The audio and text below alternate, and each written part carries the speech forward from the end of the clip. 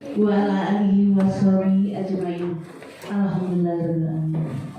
Yang terhormat Bapak Agus Rianto selaku Ketua KKG, yang terhormat Bapak Ibu Kepala Sekolah Gugus Lestari, yang terhormat Bapak Ibu Dewan Guru Gugus Lestari. Pertama-tama, marilah kita panjatkan rasa puji syukur kita kehadiran Allah Subhanahu wa Ta'ala yang telah melimpahkan rahmat, hidayah serta inayahnya pada kita semua, sehingga kita semua masih diberi kesehatan dan kesempatan untuk hadir dan melaksanakan kegiatan rutin bulanan yaitu KKG. Salawat beserta salam semoga selalu tercurah atas junjungan kita Nabi besar Muhammad Sallallahu Alaihi Wasallam beserta para keluarga dan para sahabat-sahabatnya. Baiklah Bapak Ibu, susunan acara kita pada pagi hari ini: yang pertama pembukaan, yang kedua menyanyikan lagu Indonesia Raya, ketiga doa, keempat sambutan, kelima acara inti, dan keenam penutup. Baiklah, yang pertama yaitu acara pembukaan. Marilah kita bersama-sama melambangkan lafal basmalah Bismillahirrahmanirrahim. Yang kedua menyanyikan lagu Indonesia Raya yang akan dipimpin oleh Ibu Meli. Hadirin diminta berdiri semua. Indonesia Raya, Indonesia tanah airku, tanah tumpah darahku.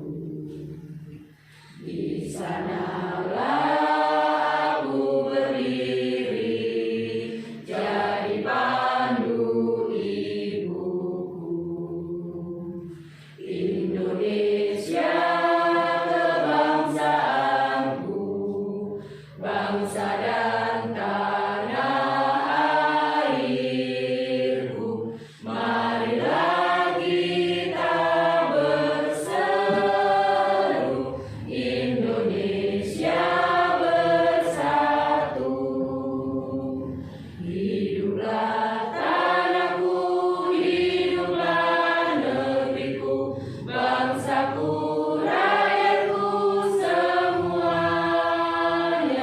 Bangunlah jiwanya, bangunlah badannya untuk Indonesia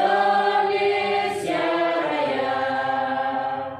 Indonesia Raya, merdeka, merdeka, tanahku, negeriku yang ku cinta. Indonesia Raya, merdeka, merdeka, hiduplah Indonesia Raya. Indonesia Raya, merdeka, merdeka, tanahku, negeriku yang ku cinta. Indonesia Raya, merdeka, merdeka, hiduplah Indonesia Raya.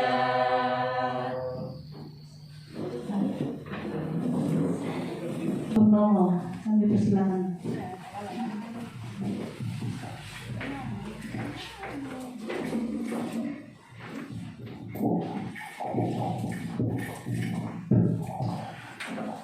Assalamualaikum warahmatullahi wabarakatuh. Kepada bapak-bapak, saudara-saudara, ibu-ibu hadirin yang saya hormati, untuk mendapat barokah dari Allah Subhanahu wa Ta'ala dari semua kegiatan yang akan kita laksanakan pada siang hari ini, mendapat rahmat dari Allah Subhanahu wa Ta'ala. Marilah kita berdoa. Untuk yang beragama lain dipersilakan untuk berdoa, dan untuk agama Islam bisa mengaminkan apa yang didoakan. A'udzubillahi minasyaitonir rajim. Bismillahirrahmanirrahim. Nabi Mustafa Rasulullah sallallahu alaihi wasallam wa alihi wa azwajihi wa auladihi wa dzurriyyatihi. Al-Fatihah. A'udzubillahi minasyaitonir rajim. Bismillahirrahmanirrahim. Alhamdulillahirabbil alamin arrahmanir rahim maliki yaumiddin. Iyyaka na'budu wa iyyaka nasta'in ihdinas siratal mustaqim siratal ladzina an'amta 'alaihim ghairil maghdubi 'alaihim waladdallin. A'udzubillahi minasyaitonir rajim. Bismillahirrahmanirrahim. Alhamdulillahirabbil alamin. Assalatu wassalamu ala asrofil anbiya'i wal mursalin wa ala alihi wa sahbihi ajmain walhamdulillahirabbil alamin. Fatir samawati wal ardi anta wali fid dunya wal akhirah tafan musiman wal kimi sholihin. Rabbana zalamna anfusana wa lam taghfir lana wa tarhamna lanakunanna minal khasirin. Rabbana hab lana min azwajina wa dzurriyyatina qurrata a'yun waj'alna lil muttaqina imama. Allahumma shalli wa sallim ala sayyidina Muhammad wa ala sayyidina Muhammad. Allahumma inni as'aluka salamatan bidin wa afiatan min jasad wa zidatan ilmi wa barakatan rizki wa tabatan qabla al-maut wa rahmatan indal maut wa maghfiratan ba'dal maut. Allahumma harmin alaina bi sukratil maut wa najatan minan nar wa aqainal hisab. Rabbana la tuzigh qulubana ba'da idh hadaytana wa hab lana min ladunka rahmah innaka antal wahhab. Rabbana atina fid dunya hasanah wa fil akhirati hasanah wa qina adzabannar. Rabbana taqabbal minna innaka antas samiul alim wa tub alaina innaka antat tawwabur rahim. Subhana rabbika rabbil izzati amma yasifun wa salamun alal mursalin walhamdulillahi rabbil alamin. Assalamualaikum warahmatullahi wabarakatuh.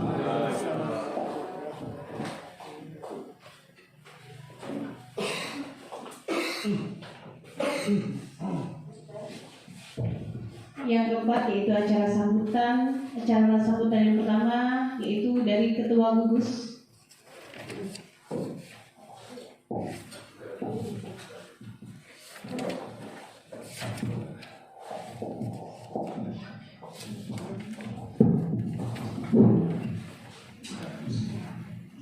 Assalamualaikum warahmatullahi wabarakatuh.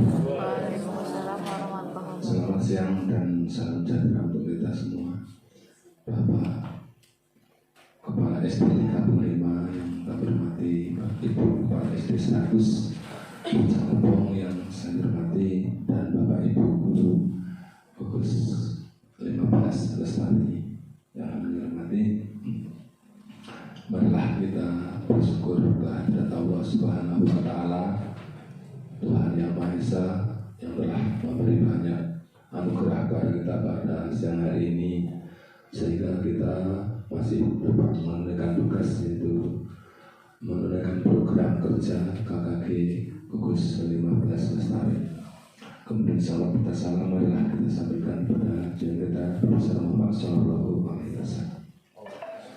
Bapak Jadi Suharti yang kami hormati, terima kasih kami ucapkan kepada Bapak atas penyediaan tempatnya, yaitu SD 35 untuk pelaksanaan KKG pada hari ini.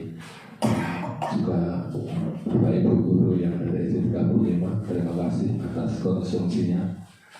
Kemudian Bapak Ibu yang telah hadir, kami ucapkan terima kasih. Kami mohon maaf karena pada pagi hari ini ada pesan dari Pak Agus Suryanto selaku Ketua KKG tidak bisa berserta kita. Beliau menghadiri pernikahan dari salah satu anggota keluarganya di daerah Kabupaten Musirawas, namun tidak mengurangi intisari dari kegiatan acara pada hari ini. Bapak Ibu yang kami hormati, pada pagi hari ini adalah hasil tawar-menawar dari dealnya hari KKG, karena seharusnya bulan depan nggak dapat jadi, namun karena ada limit waktu atau tempo pada ibu ini, itu kalau bisa sebelum tanggal 30 atau tanggal 30. Alhamdulillah Pak, jadi kami ucapkan terima kasih bahwa untuk hari ini telah kita laksanakan, yaitu KKG yang intisarinya adalah nanti akan disampaikan oleh Ibu ini Mendesmara MPD.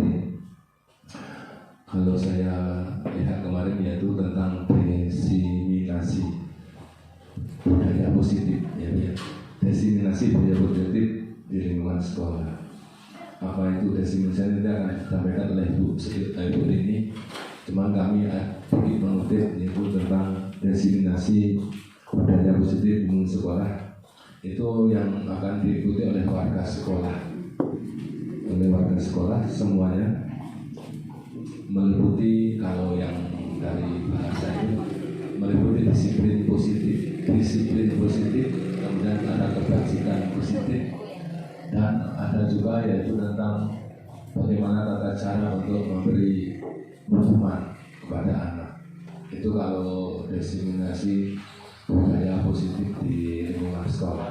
Namun kalau seandainya nanti pertanyaan, mohon maaf karena ini mengutip dari segi bahasa. Bapak Ibu yang hormati, terutama yang masih muda,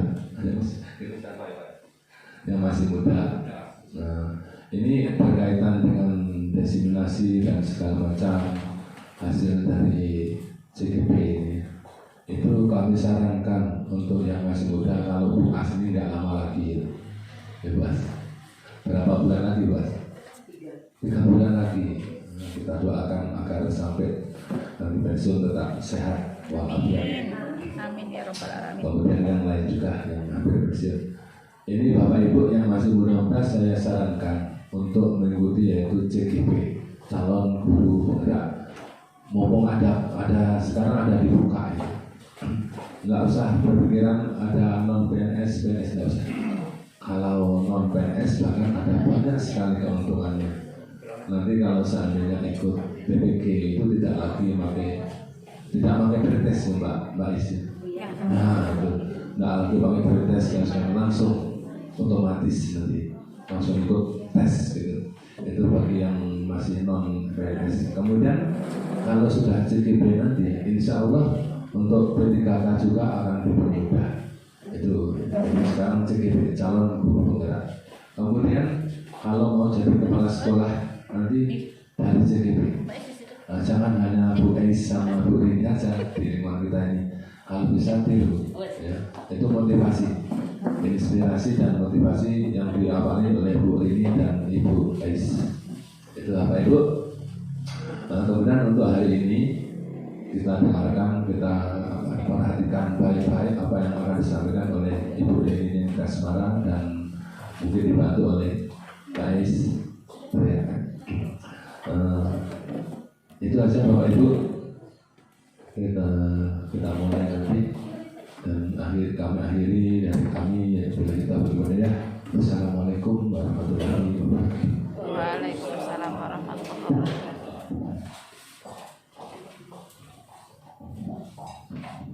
Terima kasih kepada Bapak Teguh.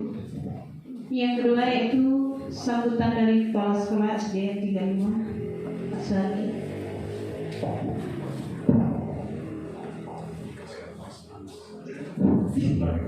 Assalamualaikum warahmatullahi wabarakatuh. Bapak Kepala Sekolah SD 99, SD 100 yang saya hormati serta rekan-rekan sekalian yang saya hormati. Pertama-tama dan paling utama, marilah kita bersama-sama memanjatkan rasa puji dan syukur kepada Allah Subhanahu wa taala karena atas berkah dan rahmat kita pada siang ini bisa berkumpul bersama-sama dalam rangka yaitu kegiatan kita KKG. Dan tak lupa pula kita sampaikan salam tersalamnya kepada junjungan Nabi kita Muhammad SAW, karena atas berbuatlah kita dapat merasakan alam yang terang-terang seperti yang kita rasakan pada saat ini. Bapak Ibu sekalian yang saya hormati, tadi sudah dijelaskan dengan Pak Teguh yang secara gamblang. Saya hanya menambahkan sesuai dengan kesepakatan ya, itu sudah dijelaskan Pak Teguh bahwa kita hari ini positif menjalankan tugas kita yang kerja kelompok guru SD 35. Jadi apa yang telah disampaikan Pak Teguh tadi untuk acuan kita semuanya ya, yang muda-muda. Kalau seperti Bapak ini mungkin tinggal berapa bulan lagi nak pensiun ya? Nah, setahun lah ibaratnya. Jadi yang muda-muda ya, jadi perannya masih banyak, masih terbuka lebar ya. Tidak usah takut yang PNS, yang non PNS tadi ya, semuanya bisa masuk ya. semuanya bisa masuk ikut calon guru penggerak. Walaupun SD-nya tidak penggerak, Pak ya, bisa ya. Nah, syarat saya itu aja Pak untuk nambahkan ya. Lebih dan kurang kami mohon maaf. Kami akhiri. Wassalamualaikum warahmatullahi wabarakatuh.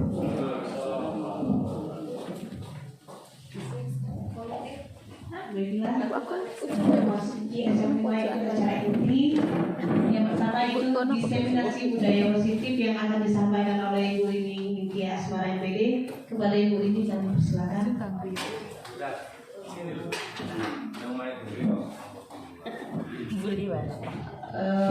Pada Bapak Ibu silakan yang nyambi kopi break.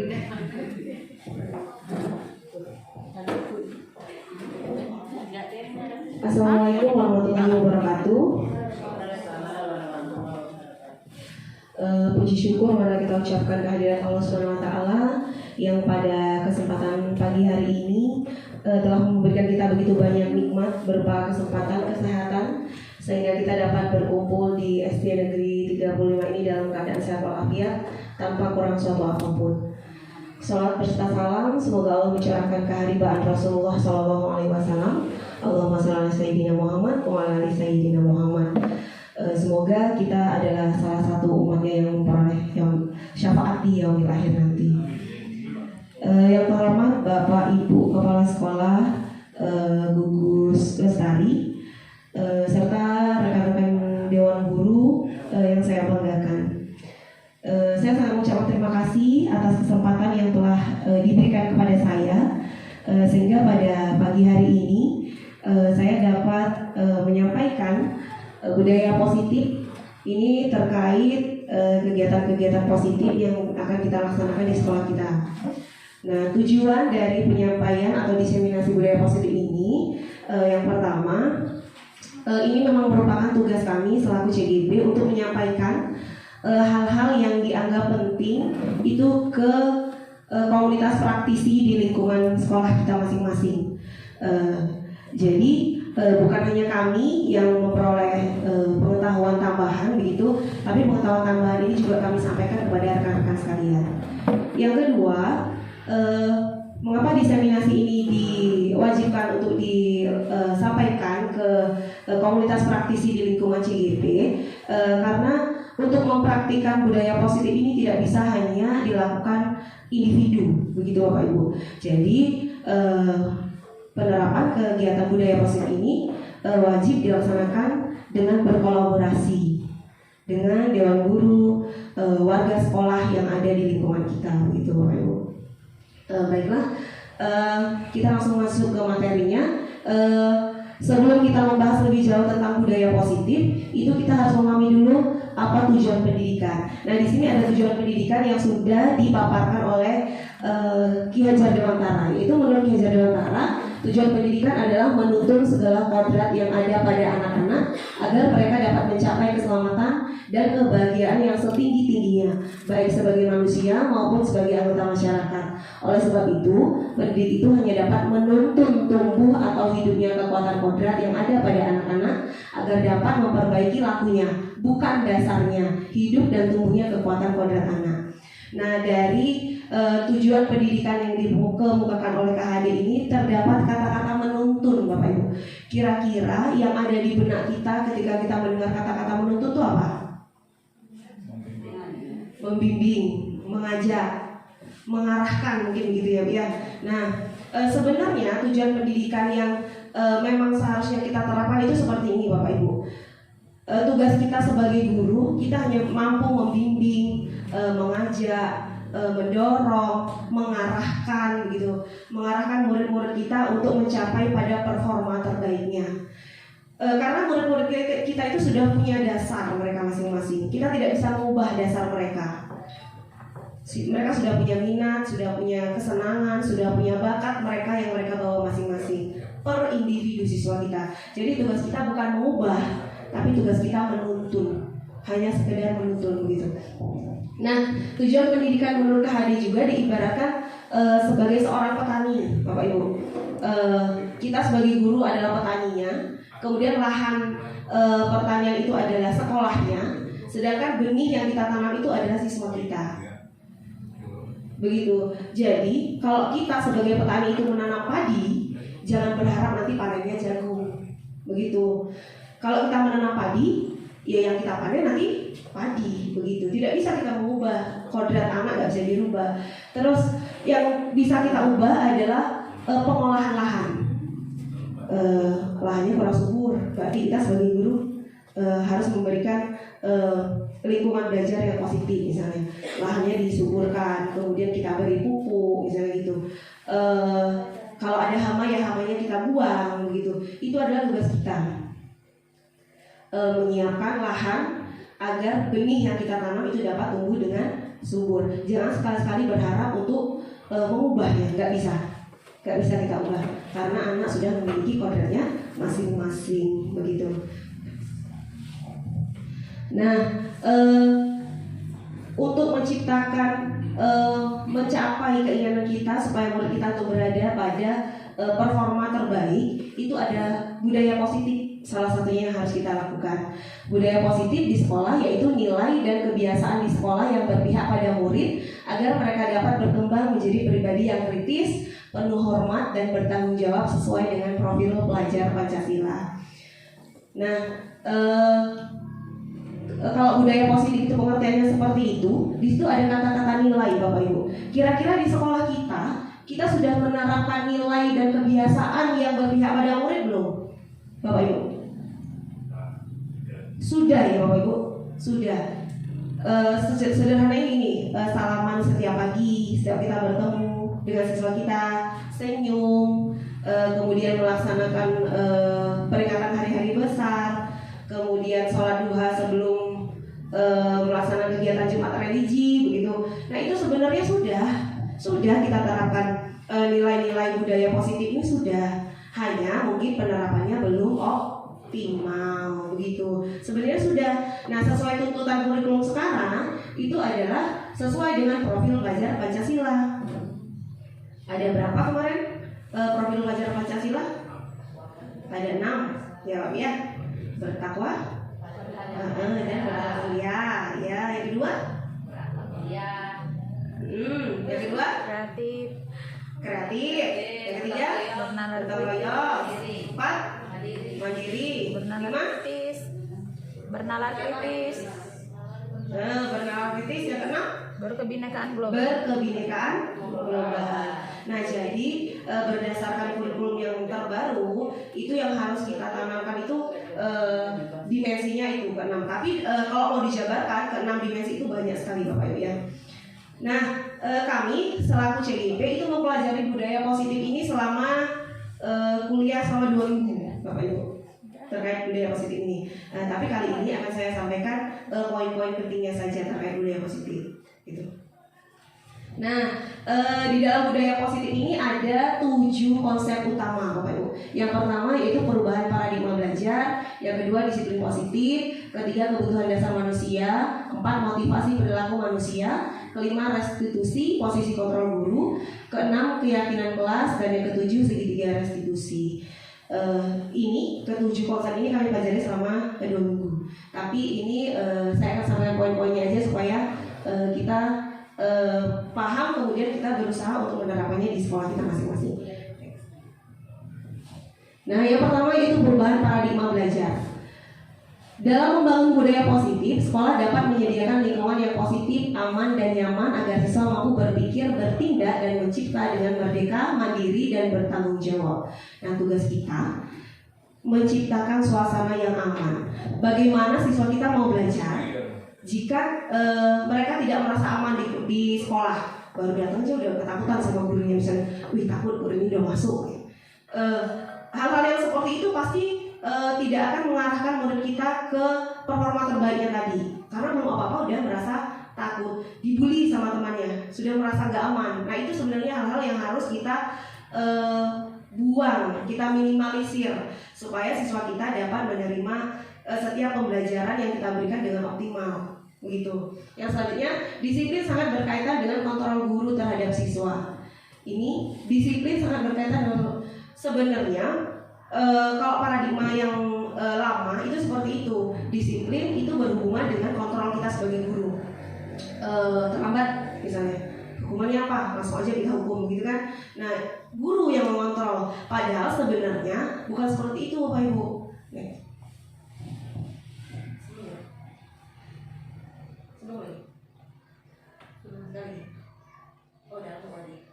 Nah, ada permainan nih Bapak Ibu. Nah, betul berarti. Nah, permainan cobalah buka. Ini saya coba kita praktekkan Bapak ya. Anda dan teman Anda akan melakukan kegiatan cobalah buka. Anda adalah A. Tugas Anda adalah mengepalkan salah satu tangan Anda. Coba Anda bayangkan bahwa Anda menyimpan sesuatu yang sangat berharga di dalam kepalan tangan Anda. Anda perlu menjaga benda tersebut sekuat tenaga karena begitu pentingnya untuk kehidupan Anda. Tugas rekan Anda tadi yang B adalah mencoba dengan segala cara untuk membuka kepalan tangan Anda. Teman Anda B boleh membujuk, menghardik, mengintimidasi, memarahi, menggoda, menggelitik, bahkan menawari Anda uang agar Anda bersedia membuka kepala tangan Anda. Nah, coba kita bayangkan Bapak Ibu. Yang satu berpegang teguh dengan menutup kepala tangannya karena di dalam kepala tangannya ada sesuatu yang berharga. Tapi rekan Bapak Ibu berusaha untuk menggoda dengan berbagai macam cara supaya kepala Bapak Ibu terbuka. Kira-kira menurut Bapak Ibu, kepala Bapak Ibu itu terbuka atau tidak? Bisa terbuka, bisa tidak. Bisa terbuka, bisa tidak, Bapak Mimi. Betul jawabannya Pak, bisa terbuka, bisa tidak. Kira-kira kenapa Pak? Karena bujuk rayu yang tadinya nggak mau buka, gitu kan? Yang tadinya nggak mau buka karena ada bujukan yang luar biasa manis, gitu ya, berarti. Jadi kita berusaha akhirnya membuka, gitu. Padahal tadinya nggak mau membuka, gitu kan? Nah di sinilah Bu sebenarnya posisi guru. Seperti ini posisi guru. Anak-anak duduk rapi, dengarkan ibu, perhatikan ke depan, nggak ada yang melakukan kegiatan lain. Kita akan belajar tentang ini misalnya. Sebenarnya Bapak Ibu, mereka itu ada beberapa siswa yang tidak mau hal yang seperti itu, tetapi terpaksa. Iya, tetapi terpaksa. Bagi siswa yang gaya belajarnya melihat auditori atau melihat dan mendengar visual dan auditori, mungkin mereka mau suruh duduk diam, suruh lihat, suruh dengar, memperhatikan, itu mungkin mereka mau. Tapi bagaimana dengan siswa kita yang belajarnya secara kinestetik, gak bisa diam? Dia pasti akan merasa tertekan dengan hal itu. Begitu Bapak Ibu.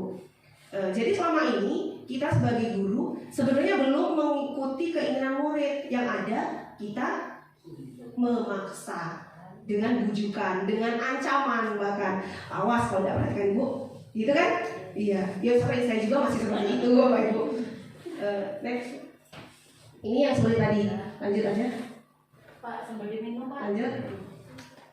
Nah, dari ilustrasi yang tadi itu perubahan paradigma belajar itu oleh Dr. William Glasser. Itu yang pertama ilusi guru mengontrol murid. Nah, selama ini yang ada di pikiran kita itu yuk kita kontrolnya. Murid itu bisa duduk, bisa diam, harus begini, harus begitu, itu kita yang sebagai kontrol. Sebenarnya tidak. Yang memilih kontrol atas dirinya itu yang murid itu sendiri. Begitu. Yang kedua, ilusi bahwa semua penguatan positif efektif dan bermanfaat. Sering ya Bapak Ibu kita melakukan penguatan positif. Wih, pintar sekali anak ibu. Wih, pintar, besok dapat 100. Terus bahkan kalau saya sering kali memberikan hadiah sebelum dapat materi ini. Ada permen misalnya, yang duluan dan dapat 100 itu kasih permen, gitu. Itu kan termasuk salah satu penguatan positif, ya kan? Nah sebenarnya kalau selama ini kita membayangkannya kalau ada penguatan positif itu memicu siswa kita untuk semakin semangat dalam belajar gitu. Padahal sebenarnya tidak. Ya itu mungkin merupakan satu cara. Tapi motivasinya bukan motivasi dari dalam diri siswa. Motivasinya hanya untuk mendapatkan pujian dan hanya untuk mendapatkan imbalan. Bahkan kalau kita sering-sering uji siswa kita di secara umum nih, secara klasikal, itu lama-lama akan menimbulkan konflik di antara siswa kita. Ibu tuh muji itu terus, aku udah pernah dipuji. Ibu tuh itu terus yang dipuji, itu dulu yang duluan. Nah jadi siswa yang tidak mendapatkan pujian, lama-lama kelamaan akan merasa rendah diri. Kalau dia memang dasarnya siswa itu punya siswa pemberontak begitu, bisa aja temannya ini nanti diajak berkelahi begitu. Itu yang kedua. Yang ketiga, ilusi bahwa kritik dan membuat orang merasa bersalah dapat menguatkan karakter. Ini juga sering sekali saya lakukan. Oh Ilana, masa ada kasihan sama bapakmu? Bapakmu tuh udah kerja loh dari pagi sampai sore ngojek sana sini, masa sekolah tidak dapat apa-apa? Berapa duit jajan tadi yang sudah dikasih? Kasihan nggak sama bapak ibu misalnya gitu? Bapak itu membuat murid kita merasa bersalah loh. Apalagi kalau yang sampai mereka masukkan ke dalam hati begitu. Nah itu lama-kelamaan ya membuat diri mereka rendah diri juga. Tidak berani mengungkapkan pendapatnya, kemudian lama-kelamaan begitu. Kalau selama ini sering sekali terutama saya sering seperti itu. Tapi setelah mendapat materi ini secara berangsur-angsur dikurangi hal yang seperti itu. Selanjutnya, ilusi bahwa orang dewasa memiliki hak untuk memaksa. Ini juga gini, sering saya lakukan juga. Murid kita sedang berkelahi nih misalnya. Yang satu nangis. Yang satu masih ngomel-ngomel yang ngadu, dia duluan yang anakku. Sering kan ya Bapak, iya kita seperti itu. Tanpa kita tanya, tanpa kita cari tahu masalahnya apa, udah boleh nggak berkelahi? Enggak, sekarang minta maaf. Padahal tuh yang satu masih nangis, yang satu masih ngomel-ngomel dongkol begitu, tapi udah aja kita paksa suruh minta maaf. Sebenarnya itu mereka nggak mau yang seperti itu Bu. Harusnya diselesaikan dulu, begitu mau mereka. Kalau yang seperti itu mungkin nggak minta maafnya hanya sekedar lamis-lamis gitu. Iya, karena kita memaksa, bukan kehendak mereka begitu. Nah itu sebenarnya semuanya hanya ilusi Bapak Ibu. Yang selama ini bisa, kira-kira bisa seperti ini, saya bisa mengontrol mulut saya. Itu sebenarnya padahal tidak bisa. Yang bisa mengontrol diri kita sendiri adalah diri kita sendiri. Seperti kepalan tangan tadi, yang bisa membuka dan atau memilih menutup saja, itu ya kita sendiri yang mengontrolkan tangan. Begitu sebenarnya. Sesuatu yang dilakukan dengan memaksa itu pasti hasilnya tidak akan optimal begitu. Nah, sekarang kita masuk ke disiplin positif. Apa itu makna disiplin kira-kira Bapak Ibu? Sering kan kita dengar disiplin begitu. Mematuhi aturan. Berarti berhubungan dengan peraturan ya, disiplin begitu. Dan lagi Bapak Ibu,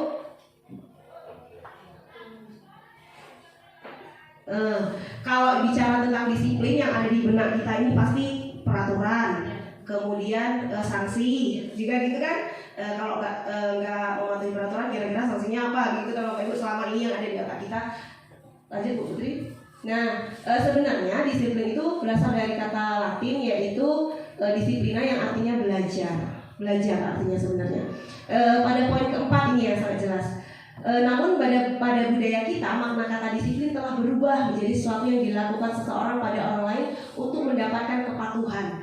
Kecenderungan umum adalah menghubungkan kata disiplin dengan ketidaknyamanan, bukan dengan apa yang kita hargai atau pencapaian suatu tujuan mulia. Cepatlah Pak Helm bisa ada razia. Misal nih kita pada diri kita, sebenarnya pakai helm itu untuk mematuhi peraturan polisi yang sedang razia itu, apa untuk keselamatan diri kita? Nah begitu Bapak Ibu. Yang selama ini masih kita terapkan itu bukan untuk menghargai diri kita sendiri, tapi untuk mematuhi peraturan. Itu yang salah sebenarnya paradigmanya. Seperti waktu COVID kemarin, setelah COVID lah, setelah kita sudah sering buka masker, kemudian di kantor-kantor tertentu harus pakai masker. Mau masuk mall aja, kita udah nggak nyaman nih pakai masker. Nah, jadi mau masuk mall harus pakai masker gitu kan. Nah, sebenarnya coba cari masker gitu kan ya. Sebenarnya itu yang harus kita patuhi itu peraturan mall atau sebenarnya menghargai kesehatan diri kita. Harusnya begitu.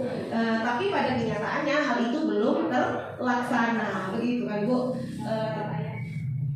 Nah, disiplin adalah kemampuan memerintah diri sendiri dalam mengontrol dan menguasai diri untuk memilih tindakan yang mengacu pada nilai-nilai yang kita hargai dengan penuh tanggung jawab tanpa terperintah orang lain. Nilai-nilai yang kita hargai adalah nilai-nilai kebajikan, sifat positif manusia yang merupakan tujuan mulia yang ingin dicapai setiap individu, yaitu nilai-nilai dalam profil pelajar Pancasila. Nah, kalau kita kembalikan ke kelas misalnya, dilarang buang sampah sembarangan, cuci tangan sebelum makan, itu peraturan sekolah kita ya, cuci tangan sebelum makan, duduk ketika sedang makan gitu. Nah, nilai kebajikan secara universalnya, kalau kita memasukkan itu ke dalam kebajikan universal, itu kan masuk ke dalam poin menjaga kesehatan, gitu kan Bu? Cuci tangan sebelum makan, kemudian duduk ketika sedang makan, jangan berbicara ketika sedang makan, gitu. Itu sebenarnya nilai kebajikannya kesehatan, gitu. Tapi ketika dijabarkan dalam sebuah peraturan, ya itu tadi peraturannya jadi panjang, dilarang membuang sampah sembarangan, harus mencuci tangan sebelum makan. Sebenarnya poin intinya adalah menjaga kesehatan, gitu. Lanjut Pak. Nah, yang berikutnya mengenai kebutuhan dasar manusia. Realitas atau kebutuhan setiap orang berbeda. Kita harus berusaha memahami pandangan orang lain tentang dunia. Setiap orang memiliki gambaran yang berbeda. Nah, kenapa kebutuhan dasar manusia ini dibahas, Bapak Ibu? Sebenarnya sebagai pendukung kegiatan kita selama menangani pembelajaran di kelas kita masing-masing. Kita tidak bisa mengambil tindakan atau salah dalam mengambil tindakan apabila kita tidak mengetahui kebutuhan dasarnya. Ini seperti balik lagi ke tanaman padi tadi. Sudah subur nih, akarnya sudah subur, tapi kenapa kok bunganya belum tumbuh, bunganya sedikit agak kurang begitu sebelum tumbuh padi. Kira-kira yang harus kita kasih pupuk apa? Apa pupuk akar? Apa pupuk daun? Pasti tentunya pupuk yang untuk menumbuhkan bunga, begitu kan Bapak Ibu? Kalau yang kita kasih pupuk akar kira-kira bermanfaat nggak? Enggak, gitu. Jadi sama seperti kita memperlakukan murid kita harus tahu dulu kebutuhan murid kita itu apa. Kalau kebutuhan murid sudah terpenuhi, sudah tahu, nah kita untuk langkah selanjutnya itu kita akan lebih mudah. Nah, ada 5 kebutuhan dasar manusia. Itu yang pertama survival. Survival itu kebutuhan pokok seperti sandang, pangan, papan, kemudian perasaan merasa nyaman, itu termasuk kebutuhan survival. Misalnya ada murid kita nih datang ke sekolah nggak sarapan, terus rumahnya kebanjiran, misal nih, kira-kira ketika dia sampai di sekolah bisa menerima pembelajaran dengan baik nggak? Enggak. Perutnya lapar, sama aja seperti kita lapar. Kira-kira bisa nggak ngajar dengan maksimal? Enggak juga. Gitu. Nah, sebelum melangkah ke kebutuhan dasar selanjutnya, kebutuhan yang survival ini wajib untuk dipenuhi dulu. Kebutuhan akan sandang, pangan, papan, dan perasaan nyaman seperti yang kita bahas di yang pertama tadi. Siswa kita akan dapat menerima pembelajaran kita kalau mereka merasa aman di sekolah, tidak ada bullying, tidak ada guru yang menakutkan misalnya, begitu. Yang kedua, kebutuhan cinta kasih atau perasaan diterima. Yang ini sering sekali nih, apalagi kalau siswa di kelas rendah, itu sering sekali cari perhatian. Ibu ini aku pakai jilbab baru, kok udah ngomong sih, kok udah nanya, sampai akhirnya ibu jilbabku baru. Akhirnya murid yang ngomong sendiri. Padahal hal-hal yang kecil itu sebenarnya adalah murid kita itu merasa ingin dicintai, ingin diterima, begitu Bapak Ibu. Jadi mulai sekarang terutama saya berusaha selalu mendengarkan apa yang murid-murid saya sampaikan. Padahal ya kadang kita mendengarkan murid kita sebanyak itu ya capek juga begitu kan Ibu. Tapi insya Allah mungkin lama-kelamaan kita akan terbiasa. Selanjutnya kebutuhan akan kesenangan. Belajar nih, murid kita tadi kan ada yang belajarnya secara video, audio, visual, kinestetik begitu kan. Nah mereka itu punya kesenangan masing-masing Bapak Ibu. Makanya kita sebagai seorang guru jangan melulu ceramah terus teacher center begitu. Mungkin ada murid-murid kita yang nggak senang terhadap hal itu, begitu. Jadi alangkah lebih baiknya pembelajaran kita di kelas itu kita variasikan. Nah, jadi dapat memenuhi kesenangan semua siswa kita begitu. Yang selanjutnya adalah kebutuhan kebebasan. Murid kita juga butuh bebas, tapi bukan bebas sebebas-bebasnya gitu. Nah, kalau di pembelajaran itu ada pembelajaran berdiferensiasi. Nah, di pembelajaran berdiferensiasi itu pasti sudah dengar ya Bapak Ibu. Pembelajaran yang pakai alat peraganya macam-macam gitu. Kemudian kegiatan pembelajarannya beraneka ragam juga, hasilnya pun beraneka ragam gitu. Nah, pembelajaran berdiferensiasi ini dibuat atau diprogramkan itu untuk memenuhi kebutuhan dasar siswa kita terkait kebebasan. Misal, secara sederhana saja, misalnya pelajaran matematika nih, mencari KPK dan FPB. Cara atau jalan untuk mencari KPK dan FPB itu kan banyak sekali ya Bapak Ibu. Kalau bilangannya kecil langsung aja cari faktornya misalnya, atau kalau bilangannya besar buat dulu pohon faktor, atau pembagian secara bersama-sama gitu kan, banyak kan caranya. Nah, kita sebagai seorang guru itu harusnya memberikan kebebasan kepada siswa kita untuk memilih mana yang mereka anggap sesuai dengan keinginan mereka, tapi tetap tujuannya sama gitu, nggak masalah. Jalannya beda nggak apa-apa, yang penting tujuannya sama, pemahaman siswanya sama gitu. Itu terkait kebebasan. Yang terakhir yaitu penguasaan. Nah, kalau yang kebutuhan penguasaan ini biasanya kalau pada siswa itu terjadi pada siswa yang memang memiliki jiwa kepemimpinan. Misalnya dia ingin tampil ke depan, dia ingin mengkoordinir teman-temannya begitu. Ada siswa yang seperti itu kan Bapak Ibu? Ada, sering sekali kita jumpai. Nah, mereka berarti butuh kebutuhan dasarnya itu tentang penguasaan seperti itu. Boleh kita fasilitasi, bahkan kalau misalnya bagus, siswa kita tidak menutup kemungkinan bahwa siswa kita akan menjadi pemimpin yang baik begitu. Next. Nah, ini saya punya kasus lagi biar kita bisa menelaah bersama-sama. Ibu Ria, guru kelas 6 di SD Permai, sedang bingung menghadapi salah satu murid di kelas bernama Agus. Kebetulan Pak Agus ada nih. Nah, beberapa anak telah datang dan mengeluhkan Agus yang sering kali meminta bekal makan siang mereka dengan paksa. Jika Anda menghadapi situasi seperti Ibu Ria, apa yang akan Anda lakukan? Menurut Anda, kira-kira apa alasan Agus melakukan hal itu? Kira-kira kalau Ibu jadi Bapak Ibu jadi Ibu Ria, apa yang kita lakukan? Bapak Ibu. Menasehati Bu, karena itu tidak selalu minta bekal sama kawannya. Betul Ibu ya. Menasehati, kita panggil ya, kita panggil, kemudian kita nasihati supaya enggak minta ibu kawan-kawannya terus gitu kan. Pasti kalau seperti ini kan menyebabkan kegaduhan nih, ya kan Bu, apalagi kalau terjadi berulang-ulang. Ini gimana Bu? Menurut saya harusnya itu Bu, mungkin kebutuhan spiritualnya belum terpenuhi ya. Bisa jadi ya, bisa jadi. Sekarang coba next. Nah, untuk menangani kasus yang seperti itu, kita harus tahu dulu Bu, kira-kira kebutuhan apa yang belum terpenuhi oleh Agus tadi. Coba lihat yang pertama nih, kebutuhan survival. Bisa saja Agus itu lapar dan orang tuanya tidak membawakan bekal makan siang, makanya dia sering ngambil bekal kawannya. Itu alasan yang pertama. Kalau yang kedua itu butuh kasih sayang, love and belonging. Teman Agus jadi perhatian Agus, karena selama ini Agus merasa dirinya kurang diterima di tengah-tengah teman misalnya, bisa saja dia mencari teman biar teman-teman itu biar dia jadi pusat perhatian gitu. Iya, bisa jadi seperti itu. Sebenarnya dia nggak lapar, iya gitu kan, karena dia mau cari perhatian aja gitu kan. Nah, yang ketiga, dia merasa hebat karena temannya jadi takut dan menuruti keinginannya.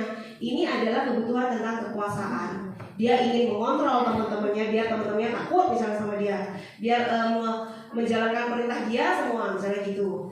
Yang keempat, kebebasan, freedom. Agus merasa bosan dengan bekal yang dibawakan orang tuanya karena selalu bekal yang sama. Bisa jadi kan Bapak Ibu, ibunya ini bawakan telur nih.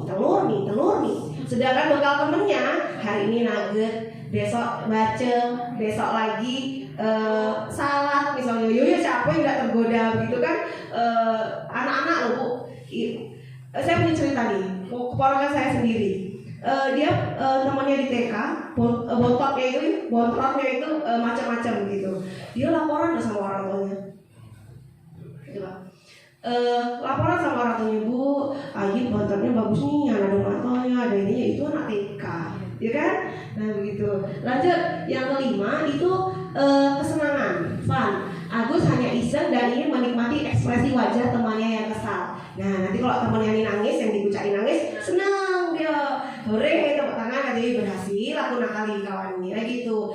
Nah sebenarnya kebutuhan yang seperti ini harus kita ketahui dulu. Kalau ini sudah kita ketahui, nah langkah yang selanjutnya akan kita ambil itu insya Allah akan lebih tepat, begitu. Ya Bapak Ibu, next. Nah sekarang masuk ke semua perilaku memiliki tujuan, teori motivasi perilaku manusia. Ini masih ada hubungannya dengan materi yang sebelumnya tadi, yaitu yang pertama, untuk menghindari ketidaknyamanan atau hukuman apa yang terjadi apabila saya tidak melakukannya. Untuk diri kita sendiri dulu nih, sebagai kita seorang guru. Misalnya bapak kepala sekolah nih, bapak kepala sekolah juga ada. Bapak kepala sekolah ini nyuruh kita melakukan pelatihan di luar jam sekolah. Nanti ya, misalnya Pak Pur jam 2 ikut pelatihan dinas pendidikan misalnya gitu. Padahal sebenarnya Pak Pur ini sudah ada kegiatan di rumahnya gitu kan. Nah, kira-kira Pak Pur berangkat nggak Pak? Tidak. Nah, misalnya Bapak berangkat kira-kira karena apa? Karena terpaksa. Ya enak loh sama Bapak. Padahal saya udah galau gitu kan. Padahal sudah ada kegiatan. Tapi terpaksa kita lakukan. Tapi tujuannya untuk apa? Bukan untuk diri kita sendiri, hanya untuk menghormati kepala sekolah. Nah itu namanya motivasi eksternal, Bapak Ibu. Tetap kita laksanakan, tapi karena adanya karena terpaksa tadi. Nah yang kedua, untuk mendapatkan imbalan dari orang lain atau institusi apa yang saya dapatkan apabila saya melakukannya. Pak Pur ada amplopnya, atau gitu. Ada uang pulsa, ada uang transport. Tadinya udah mau berangkat, tapi setelah diomong sama kepala sekolah itu seperti itu, siap, gitu kan Pak. Nah itu juga motivasi eksternal. Kita laksanakan, tapi bukan atas kemauan kita sendiri, atas dasar karena adanya imbalan atau pujian juga begitu. Nah yang ketiga, yang seharusnya itu kita ada di poin ketiga ini Bapak Ibu. Untuk menghargai diri sendiri, saya akan menjadi orang yang seperti apa apabila saya melakukannya. Ini yang seharusnya berada di diri kita begitu. Oh iya, tentang apa sih pelatihannya? Oh tentang CGP misalnya. Ikut siapa tahu besok bisa jadi guru yang lebih berkualitas misalnya gitu. Nah yang seperti inilah yang sebenarnya oleh pemerintah itu diharapkan. Yang seperti ini termasuk dalam motivasi internal begitu. Bukan karena adanya rasa nggak enak, bukan karena adanya amplop tadi begitu, tapi memang adanya kemauan dari diri kita untuk meningkatkan kualitas diri begitu. Nah kalau pada siswa Bapak Ibu, sebenarnya sering juga kita lakukan. Kerjakan ya nak, ini soalnya nomor 1 sampai nomor 5, awas kalau tidak dikerjakan, dimasukkan daftar nilai ini, tidak dapat nilai, tidak ada kelas, gitu kan? Nah, dikerjakan sama anak-anak kita dikerjakan Bapak Ibu, tapi dikerjakannya karena terpaksa, karena ada ancaman dari kita, gitu kan? Ada ancaman dari kita, yang seharusnya nggak seperti itu, yang pemerintah harapkan itu nggak seperti itu. Tugas kita sebagai seorang guru mampu mengeluarkan atau memunculkan motivasi internal dari dalam diri murid gitu. Harus saya lakukan, harus saya kerjakan karena ini memang tugas saya sebagai seorang pelajar. Nanti kalau nggak dikerjakan saya nggak akan bisa materi ini gitu harusnya. Bukan karena adanya ancaman kita. Tapi sebenarnya saya tetap masih ngancem sih Bu, sedikit-sedikit gitu kan. Karena murid-murid kita belum terkondisikan dengan hal-hal yang memunculkan motivasi internal dari dalam dirinya begitu. Next Bu. Nah ini ada kasus lagi. Kita coba kita pahami lagi. Iva kurang menguasai pelajaran matematika, sehingga pada saat pelajaran tersebut berlangsung dia lebih banyak berdiam diri atau menggambar di buku pelajarannya. Pada saat guru matematikanya Pak Seno menanyakan pertanyaan, Iva menjadi gugup dan tidak sengaja menjatuhkan tasnya dari kursi, serta tiba-tiba menjadi gagap pada saat berupaya menjawab. Seluruh kelas pun tertawa melihat perilaku Iva yang bicara tergagap dan terkejut tersebut. Pak Seno pada saat itu membiarkan teman-teman Iva menertawakan Iva yang tergagap dan malu luar biasa, dan malahan minta Iva untuk maju ke depan dan berdiri di depan kelas sambil menunjuk hidungnya karena tidak bisa menjawab pertanyaan Pak Seno. Kelas makin gaduh dan anak-anak pun tertawa melihat Iva di depan kelas memegang ujung hidungnya. Ini kejadian Pak Seno memperlakukan Iva di kelas gitu ya Pak ya. Nah, kira-kira apakah Bapak Ibu setuju nih dengan tindakan Pak Seno terhadap Iva? Tidak. Mengapa Pak kira-kira? Membuat anak malu. Membuat anak malu. Ini materinya tentang hukuman dan sanksi atau konsekuensi ya Pak ya. Nah, kita nggak setuju nih sama hal yang dilakukan Pak Seno. Karena yang pertama tadi membuat Iva malu, begitu kan? Atau ada yang setuju? Tidak. Kita sepakat ya nggak setuju dengan Pak Seno. Terus yang kedua, menurut Anda tindakan Pak Seno terhadap Iva apa adalah sebuah hukuman atau konsekuensi? Selama ini kita ya udah hukuman, konsekuensi gitu kan. Selama ini kita menganggap hukuman dan konsekuensi itu adalah hal yang sama. Padahal sebenarnya hukuman dan konsekuensi itu adalah hal yang berbeda. Nah, sekarang yang pertanyaan kedua tadi. Kira-kira yang dilakukan Pak Seno ini tadi hukuman atau konsekuensi? Hukuman. Pak Pur konsekuensi. Boleh. Nah, sebelum masuk ke slide berikutnya, hukuman dan konsekuensi itu adalah dua hal yang berbeda Bapak Ibu. Kalau hukuman itu biasanya diambil itu tanpa mempertimbangkan hubungannya dengan hal yang sudah dia lakukan. Itu hukuman.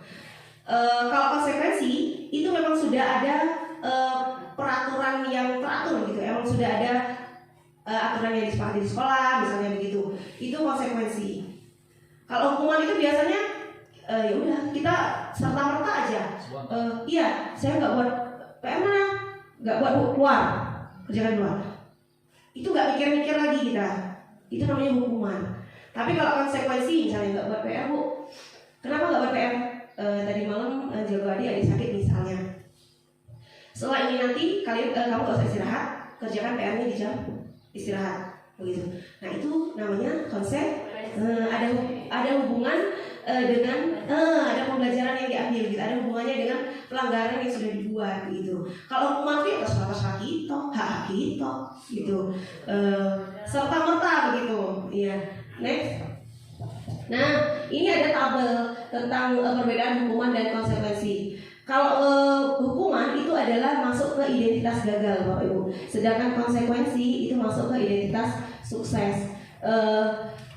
Kalau di hukuman itu sesuatu yang menanyakan menyakitkan harus terjadi. Misalnya tadi si Iva nih, apa yang Iva rasakan ketika diperlakukan seperti itu oleh Pak Seno? Malu, kata kamu tadi kan, malu. Yang pertama malu di depan teman-teman.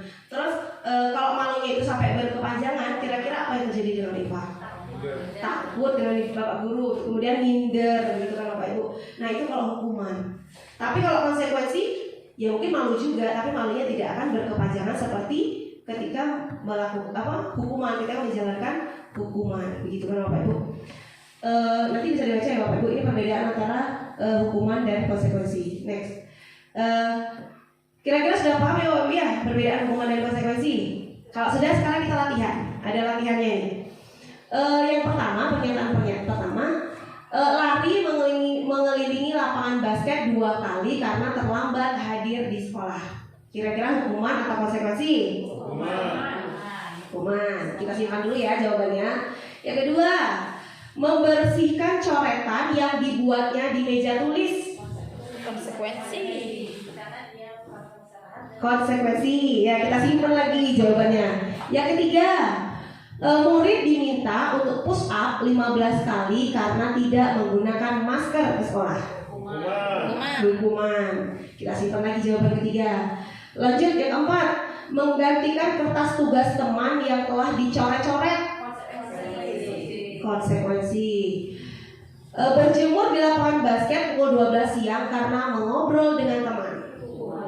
Hukuman. Kemudian selanjutnya, murid diminta bertelanjang kaki sepanjang hari karena tidak menggunakan sepatu warna hitam sesuai peraturan sekolah. Ini khusus untuk sekolah kita, biasanya enggak.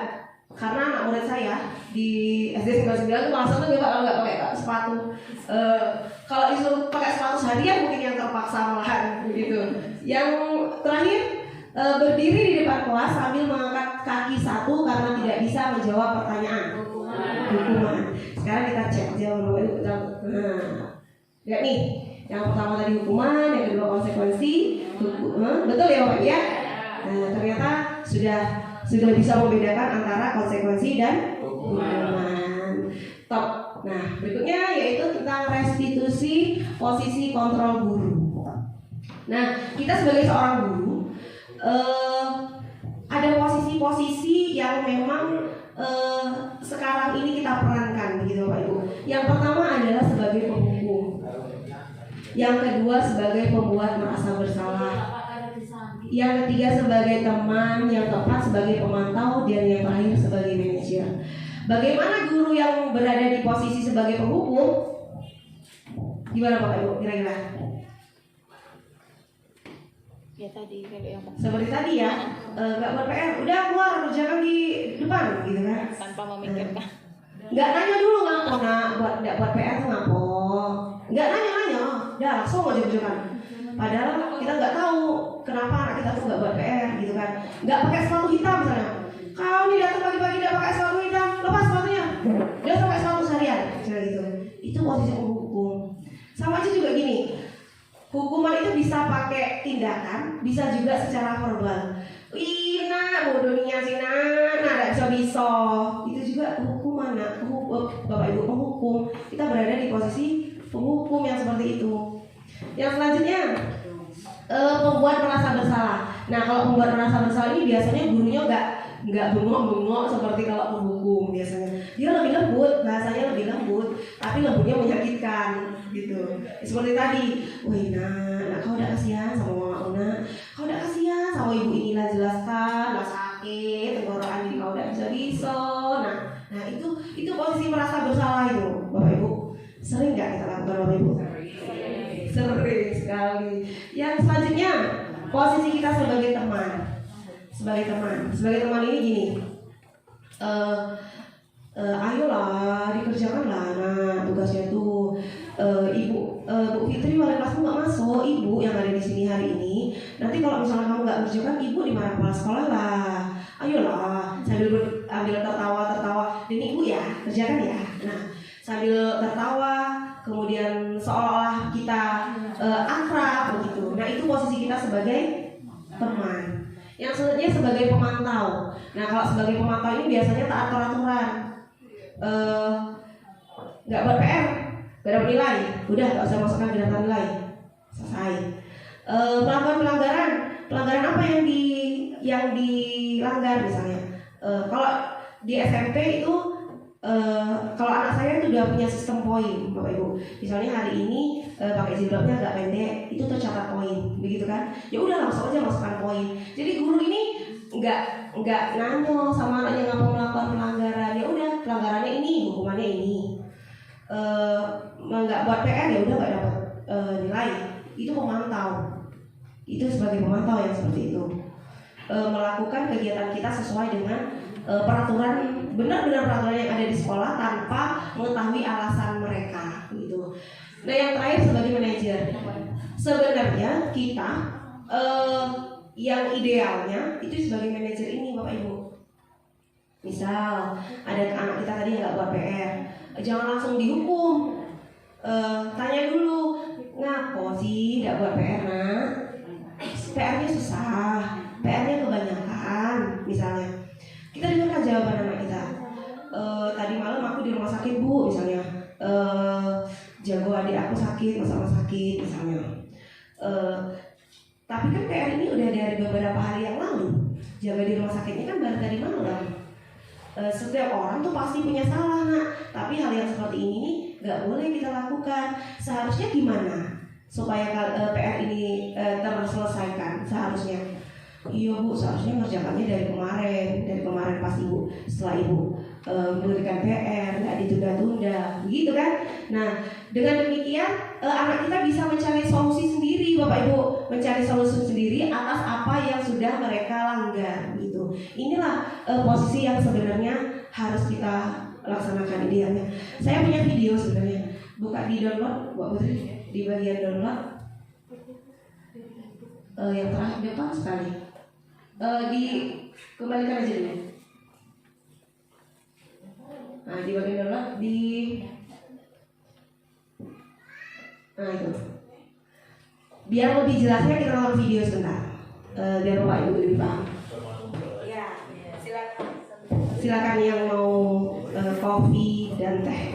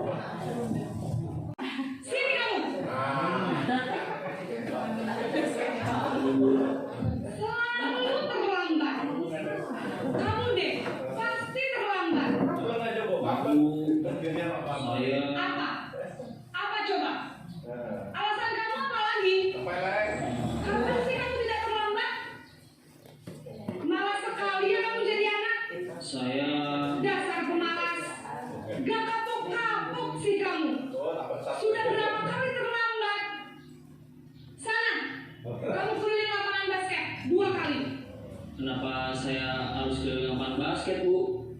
Kenapa? Kamu melawan ibu? Berani-beraninya jawab sudah terlambat, masih berani jawab pula. Sekarang keliling lapangan basket 5 kali sekalian, biar kapok.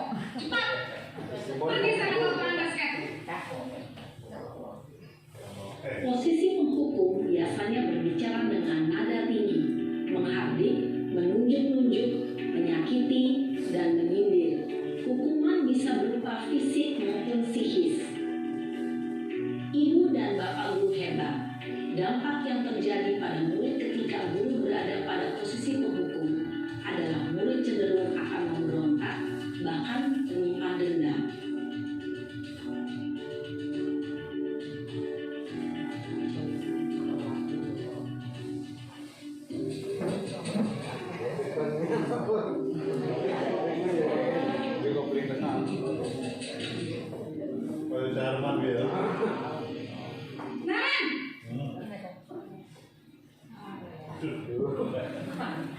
Selamat pagi, Bu. Naren, kamu kenapa terlambat lagi, nak? Ya Tuhan, Naren, kamu senang ya bikin ibu susah ya? Kalau kamu terlambat lagi, nanti ibu yang ditegur bapak kepala sekolah, nak. Disangka ibu tidak bisa membina kamu. Duh, gimana ini? Maaf, Bu.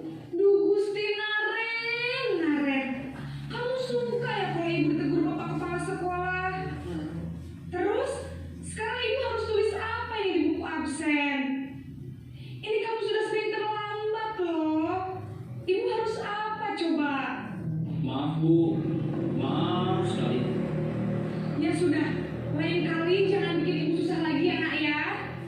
Ibu tidak akan kuat lagi kalau kamu begini terus. Bisa jantungan kalau ibu ditegur bapak kepala sekolah. Sana cepat ke kelas. Maaf ya, Bu. Maaf sekali.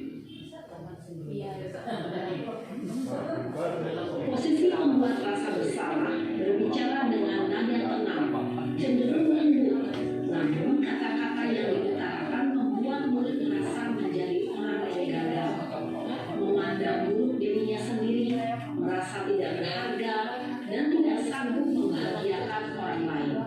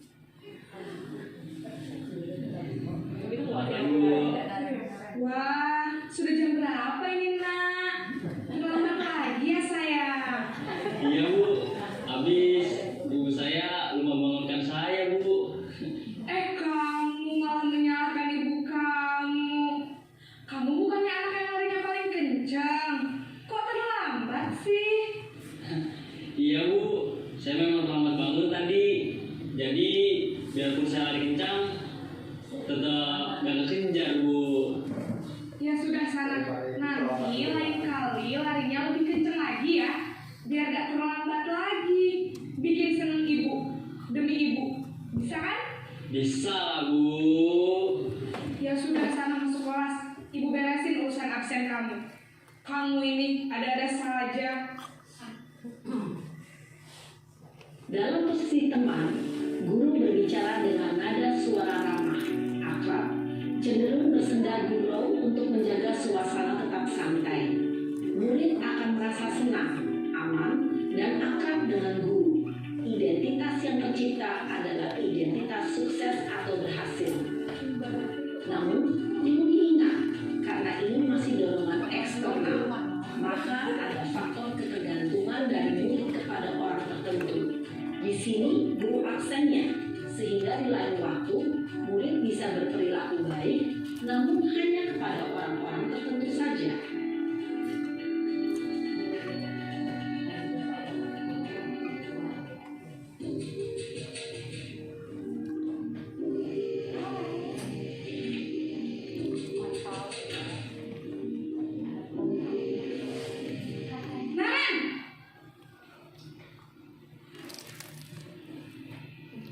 Selamat pagi, Bu. Naren, apa peraturan sekolah kita tentang jam berapa kita harus masuk sekolah, nak? Kita harus di sekolah jam 7, Bu. Iya betul, sekarang sudah jam 7.20. Naren sudah tahu konsekuensinya jika terlambat hadir. Paham, Bu. Saya harus tinggal kelas pas jam istirahat selama 20 menit. Iya benar, konsekuensinya demikian. Jadi nanti jam 9.30 pas istirahat, kamu harus tinggal di kelas, kerjakan tugas tambahan untuk ketertinggalan kamu, ya? Baik, Bu. Posisi pemantau mengandalkan penghitungan atau data untuk mengontrol murid. Guru mengarahkan murid berdasarkan peraturan dan konsekuensi. Seorang pemantau menunjukkan bahasa tubuh dan ekspresi wajah yang datar dan cenderung formal.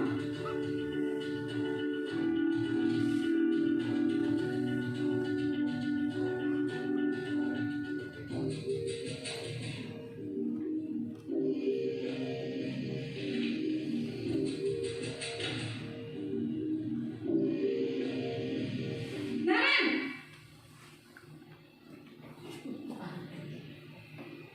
Selamat pagi, Bu. Selamat pagi, Naren. Maaf, Bu. Saya terlambat. Iya, sekolah masuknya jam 7, sekarang sudah jam 7.20. Jadi sekarang bagaimana ini, Naren? Maaf, Bu. Saya lupa setel alarm saya semalam. Baiklah, menurut kamu, keyakinan sekolah yang mana yang perlu kamu tingkatkan? Menghargai diri sendiri dan orang lain mungkin ya, Bu. Setuju. Jadi, apakah Naren meyakini prinsip saling menghormati tersebut? Iya, Bu. Saya meyakininya. Apakah Naren bersedia memperbaiki masalah keterlambatan ini? Bersedia, Bu. Bagaimana kamu akan perbaiki masalah keterlambatan ini? Saya akan coba untuk tidak lupa menyetel alarm saya, Bu. Baik, kalau Naren lupa menyetel alarm di rumah, ada orang yang kira-kira bisa bantu mengingatkan tidak? Ada, Bu. Kakak saya, Kak Emma. Ada lagi selain Kak Emma? Selain Kak Emma, ada ibu saya. Baik, jadi yang mengingatkan Naren adalah Kak Emma dan ibu kamu ya? Kira-kira akan mulai set alarm kapan nih, Naren? Setelah pulang sekolah, akan segera saya lakukan. Baik, jadi Naren akan setel alarm untuk bangun besok pagi dan akan diingatkan oleh kakak dan ibunda Naren ya. Ada lagi yang mungkin perlu dilakukan, Naren, agar tidak terlambat bangun lagi? Tidak ada, Bu. Baik, Naren, terima kasih untuk kerjasama kamu. Sekarang kamu perlu kembali ke kelas untuk belajar. Baik, Bu. Terima kasih. Posisi manajer adalah posisi kontrol yang disarankan untuk membimbing murid memiliki sikap disiplin yang positif, yaitu murid yang mandiri, bertanggung jawab, dan dapat memecahkan masalah. Tujuan dari posisi ini adalah agar murid dapat berefleksi atas tindakannya. Guru akan dengan tulus memberikan pertanyaan-pertanyaan bermakna, sehingga membuat murid dapat belajar dari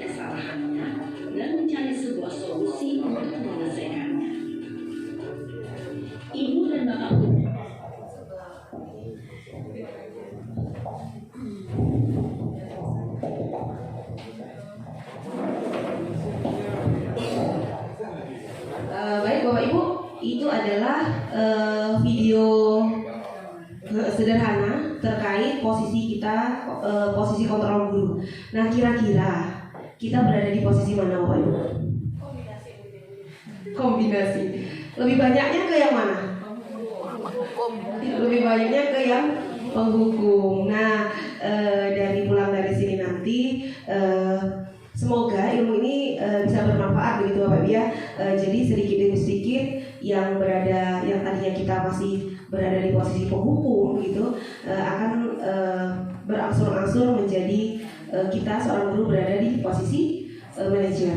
Nah, ini secara sederhananya, saya tadi sudah dijelaskan sih di video. Saya kecewa sekali dengan kamu itu adalah pembuat merasa bersalah. Kamu tidak pernah benar melakukannya, penghukum. Ayolah lakukan demi ibu, demi bapak gitu. Itu sebagai teman. Apakah kamu mau mendapatkan stiker bintang hari ini? Itu pemantau sesuai dengan aturan, sesuai dengan data-data. Nah, kalau yang sebagai manajer, bagaimana kamu bisa menyelesaikan masalah ini? Kita memberikan pertanyaan-pertanyaan yang nantinya murid kita bisa memecahkan masalahnya sendiri. Sekarang ada kasus lagi nih. Capek Bapak Ibu? Belum. Lanjut. Pada hari Senin, Pak Alfi tidak masuk sekolah. Pak Alfi merupakan guru matematika. Saat itu Bu Rina menggantikan Pak Alfi. Bu Rina baru 1 tahun menjadi guru SMP. Beberapa murid perempuan, Vivi dan Natali, mengetahui hal ini dan mulai menggunakan kesempatan dan bersikap seenaknya, tertawa dan tidak mengindahkan kehadiran Bu Rina. Bu Rina mencoba menyapa Vivi dan Natali dengan ramah sambil mengingatkan untuk tetap fokus pada tugasnya. Ayolah, tugasnya dikerjakan. Nanti ibu ditegur bapak kepala sekolah kalau kalian tidak mengerjakan tugas.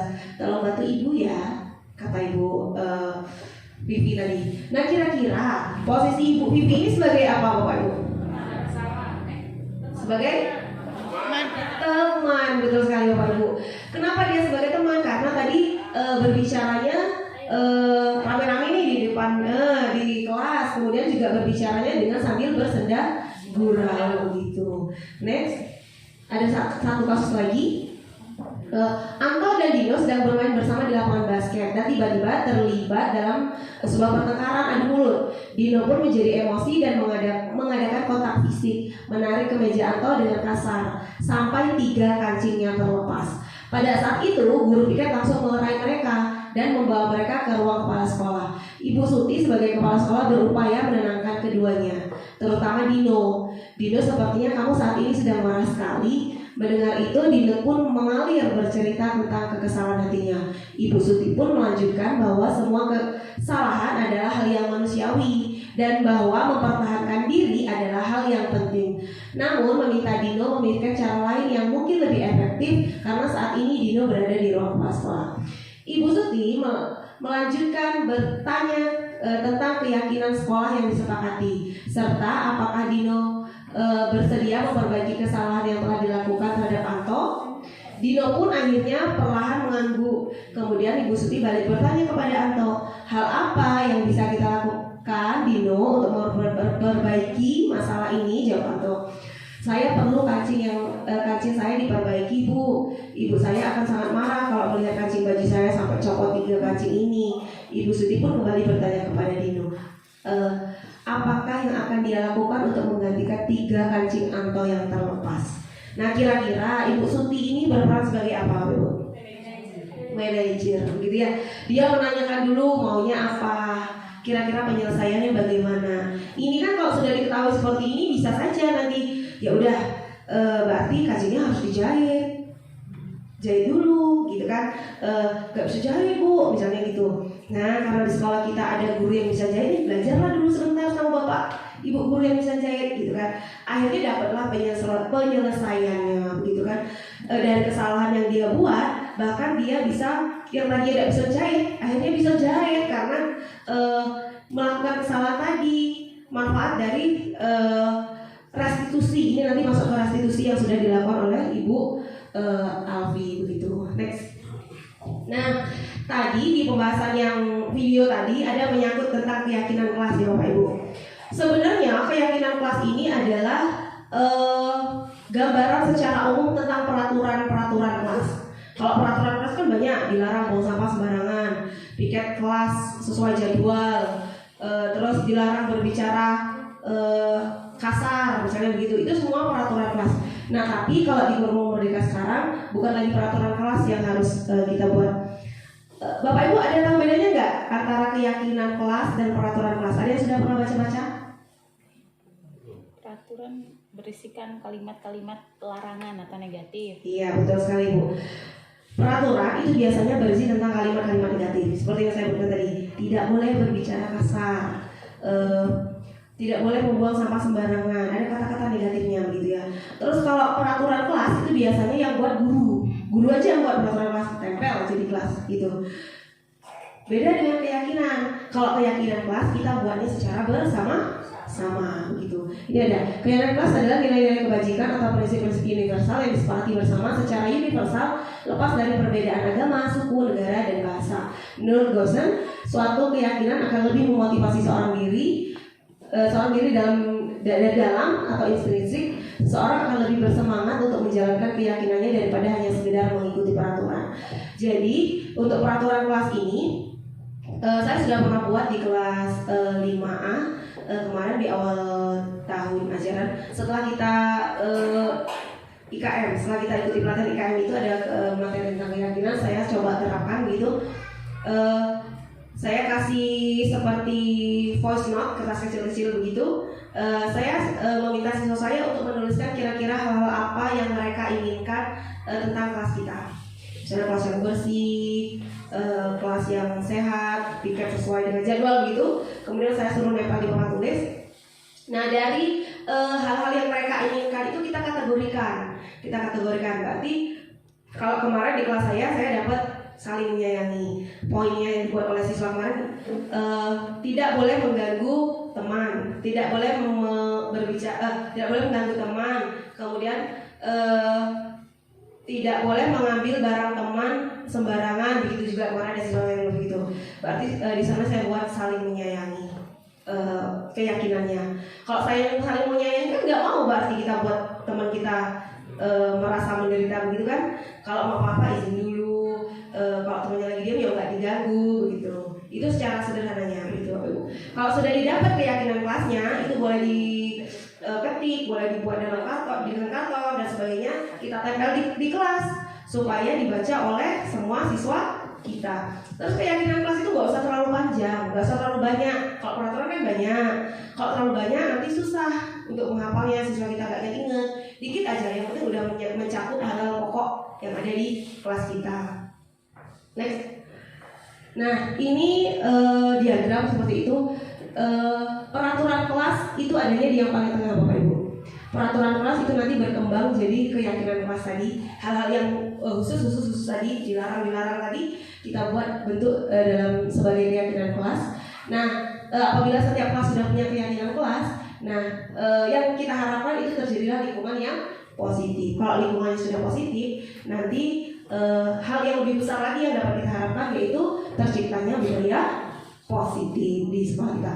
Kemarin yang waktu kemarin juga saya tanyakan, kita sampai setua ini hal yang dilakukan yang menurut kita negatif oleh guru kita terhadap kita masih ingat kan Bapak Ibu? Nah itu yang seharusnya kita hindari untuk murid kita sekarang. Hal sekecil apapun yang negatif yang kita lakukan kepada siswa kita, itu mereka akan ingat sepanjang hayat. Begitu. Next. Tinggal sedikit lagi Bapak Ibu. Ini tadi perbedaan peraturan dan keyakinan kelas. Sudah paham ya Bapak Ibu ya? Next aja. Nah, ini tata cara dalam pembentukan keyakinan kelas seperti yang sudah saya jelaskan tadi. Sederhananya seperti itu. Kalau mau dilihat udah saya unggah di YouTube saya, ada di namanya channel YouTube ada Nining Kesmara. Boleh dilihat kalau mau. Next selanjutnya. Nah, yang materi yang terakhir itu adalah segitiga restitusi. Segitiga restitusi ini berhubungan dengan posisi kita seorang guru sebagai seorang manajer tadi, Bapak Ibu. Proses menciptakan kondisi bagi murid untuk memperbaiki kesalahan mereka sehingga mereka bisa kembali pada kelompok mereka dengan karakter yang lebih kuat. Melalui restitusi guru dapat yang pertama membantu murid menjadi lebih memiliki tujuan, disiplin positif serta memulihkan dirinya serta setelah berbuat salah. Kemudian membantu murid untuk jujur pada diri sendiri dan mengevaluasi dampak dari kesalahan yang dilakukan. Memberikan penawaran, bukan paksaan. Tadi kalau ada murid yang melakukan kesalahan, kita tanya dulu, kenapa kamu terlambat? Bangunnya kesiangan bu, tadi katanya. Kalau bangunnya kesiangan, kira-kira hal apa yang perlu dilakukan, gitu kan? Keyakinan kelas apa yang sudah dilanggar? Makanya kita setiap kelas tuh wajibnya harus punya keyakinan kelas. Jadi bagi siswa kita yang melanggar keyakinan kelas yang sudah disepakati bersama, itu kita bisa menerapkannya melalui restitusi ini. Setelah kita tanya alasannya mengapa, kemudian mereka kita suruh cerita, begitu kan? Kita ucapkan lagi, sampaikan lagi pertanyaan kepada mereka.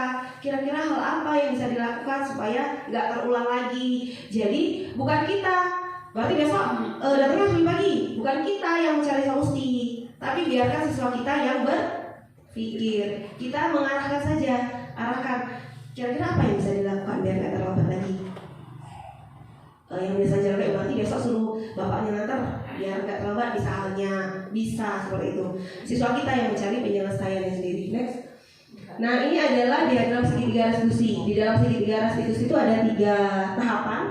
Yang pertama adalah validasi tindakan yang salah.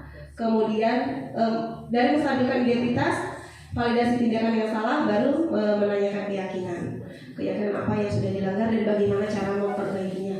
Next.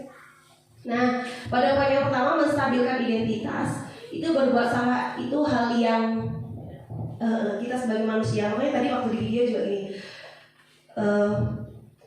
nggak apa-apa nak, ibu juga pernah salah, tapi kesalahan ini bukan untuk diulang, tapi untuk kita perbaiki. Bagaimana kita mencari solusinya gitu. Itu tahapan menstabilkan identitas supaya siswa kita tidak merasa ya aku salah niat, aku ini sudah banyak niat kesalahan gitu. Supaya siswa kita nggak menjadi rendah diri. Tidak ada manusia yang sempurna. Saya juga pernah melakukan kesalahan seperti itu. Kita bisa menyelesaikan ini. Bapak Ibu tidak tertarik mencari siapa yang salah, tapi Bapak Ibu ingin mencari solusi dari permasalahan ini. Kamu berhak merasa begitu. Kita kuatkan dulu, kita stabilkan dulu siswa kita, begitu. Yang selanjutnya, nah validasi tindakan yang salah. Kamu pasti punya alasan kamu melakukan hal itu. Kamu patut bangga pada dirimu sendiri karena kamu telah melindungi sesuatu yang penting buatmu, begitu. Itu di bagian validasi tindakan yang salah. Nak, kok bisa terlambat? Apa yang menyebabkan kamu terlambat? Begitu. Yang selanjutnya adalah menanyakan keyakinan tadi. Nah, pelanggaran apa yang sudah dilakukan sesuai dengan keyakinan kelas yang sudah kita sepakati tadi? Apa yang kita percaya sebagai kelas atau keluarga? Apa nilai-nilai umum yang kita telah sepakati? Apa bayangan kita tentang kelas yang ideal? Kamu mau jadi orang seperti apa? Nah, kalau sudah keyakinan kelas, oh yang dilanggar ini bu, nah kira-kira bagaimana supaya besok tidak terulang lagi gitu. Itu keyakinan kelas. Berarti keyakinan kelas yang ini, misalnya yang sudah dilanggar, itu besok harus dioptimalkan lagi gitu. Itu adalah cara-cara kita untuk menerapkan budaya positif di sekolah. Tidak mungkin serta-merta ya Bapak Ibu, pasti membutuhkan proses yang panjang. Iya, secara bertahap, insya Allah hal ini akan kita terapkan. Kenapa ini tadi disampaikan, didiseminasikan ke seluruh warga di sekolah? Karena untuk melakukan budaya positif ini tidak bisa sendiri, harus dilakukan secara berkolaborasi kepada semua anggota atau warga sekolah, gitu Bapak Ibu. Sampai sini kira-kira ada yang mau ditanyakan atau butuh penjelasan lagi Bapak Ibu? Saya persilahkan. Sepertinya ngantuk Bapak ya. Kalau ngantuk bolehlah ice breaking sebentar. Saya punya perintah ice breaking gini. Dengarkan apa yang saya ucapkan. Cluenya seperti itu. Dengarkan apa yang saya ucapkan. Ini 1, yang ini 2. Kalau ini 1. Saya ulang lagi, yang ini 1. Maaf ulang, yang ini 1. Yang ini 2. Kalau ini 3. Ini bukan tuh maksudnya suruh itu menunjukkan benda. Ini kan tanya kan. 1. Kalau ini? Kalau ini? Belum tahu tujuan. Yang ini? Yang ini 3. Nah, kalau Bapak Ibu yang fokus sepertinya paham dengan clue-nya gitu Bapak. Ya, saya tidak meminta untuk melihat. Clue-nya tadi dengarkan apa yang saya perintahkan. Coba Ibu Bapak Ibu orang nggak usah lihat. Saya kan tidak suruh lihat. Yang ini 1. Yang ini 2. Kalau ini 3. Saya nggak suruh lihat ya Bapak Ibu. Ini 1. Yang ini 2. Kalau ini 3. Ini 1. Yang ini 2. Kalau ini 3. Saya suruh lihat gak tadi Bapak Ibu? Enggak. Saya hanya suruh mendengarkan begitu Bapak Ibu ya. Itu hanya permainan untuk mengembalikan fokus aja Bapak Ibu. Baik, kembali lagi ke konteks tadi, ada yang perlu didiskusikan atau bagaimana Bapak Ibu? Atau sudah jelas semua, siap untuk menjalankan budaya positif di sekolah kita masing-masing? Siap, insya Allah. Silakan Ibu ini. Oke. Kan di sini itu sudah menerapkan dari awal tahun ajaran baru. Oke. Tentang keyakinan. Ya. Nah, bagaimana ininya di kelas Bu, maksudnya? Efeknya?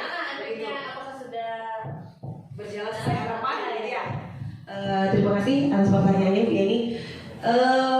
Saya sudah membuat keyakinan kelas sudah di sekolah saya sudah, tapi terus terang belum saya tempel karena kelas saya itu catnya baru, jadi saya sayang mau menempel begitu. Jadi keyakinan kelas itu kemarin saya share di grup WA saya, buat pakai Canva, kemudian saya share di grup WA. Nah,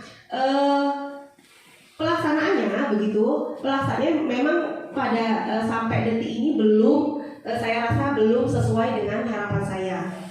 Kemudian yang masih menjadi kendala bagi saya begitu, saya juga belum konsisten dalam menerapkan diri saya sebagai posisi manajer. Begitu Bapak Ibu. Kalau misalnya kondisinya memungkinkan, saya tetap melaksanakan posisi manajer. Tapi kalau kondisinya nggak memungkinkan, iya, kembali lagi masih ke posisi penghukum dulu itu Bapak Ibu. Itu tadi seperti saya bilang, mungkin hal ini kalau kita laksanakan serta-merta mungkin tidak semudah membalikkan telapak tangan gitu ya. Tapi dengan usaha dan usaha yang ikhlas gitu, yang timbul dari dalam diri tadi, motivasi intrinsik tadi, insya Allah kita akan melaksanakannya dengan baik begitu. Terima kasih. Ini ada lagi? Iya, Bapak Ibu, betul. Iya, itu tadi membutuhkan usaha yang luar biasa hebat begitu. Kalau programnya dari pemerintah udah bagus sekali, begitu kan? Programnya bagus sekali, iya, emang seharusnya gitu. Saya Bapak Ibu ketika baru dapat materi ini, 2 minggu selama 2 minggu kuliah materi ini, saya jadi koreksi diri saya sendiri. Loh, berarti selama ini saya ini salah. Padahal sudah bukan hitungan, saya udah puluhan tahun, saya udah dari tahun 2009 ya Bapak Ibu, berarti sudah 14 tahun ngajar. Tapi apa yang saya dapatkan, kemajuan siswa saya yang berhasil saya terapkan ke siswa saya begitu. Selama ini memang posisi penghukum yang paling banyak kita lakukan gitu kan. Iya, merasa bersalah sekali. Ternyata memang belum benar jadi gurunya begitu. Jadi harus pelan-pelan dibenahi begitu. Ada lagi Bapak Ibu? Tidak ada? Kalau tidak ada, saya mau meminta komentar begitu. Kira-kira setelah mendapatkan materi terkait budaya positif, kira-kira apa yang ada di benak Bapak Ibu sekalian? Siapa yang mau menyampaikan pendapatnya? Saya persilakan Bapak Ibu. Silakan. Ibu Sri, ada yang mau disampaikan? Silakan Ibu Sri.